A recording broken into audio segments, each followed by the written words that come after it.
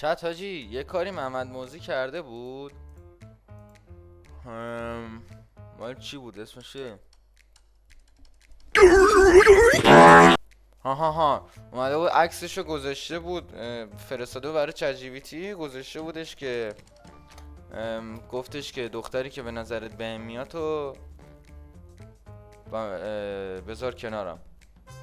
منم میخوام حاجی همین کارا رو بکنم. بذار یه عکس بگیرم. A few moments later. اینقدر تخمیم.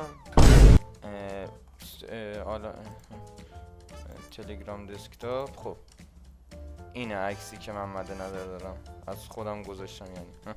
چرا کجم آجی؟ خب چرخ خواهم زاده بیا بیرون.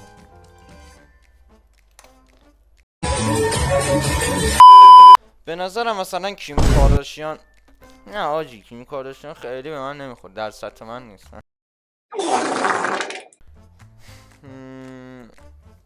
آریانا گراندا نه خیلی نه اصلا نه. بذار ببین آجی.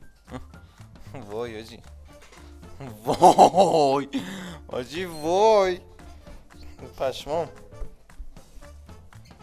آجی. این چیه؟ پشمام آجی، چقدر دیدین چقدر من خوشگل ترم؟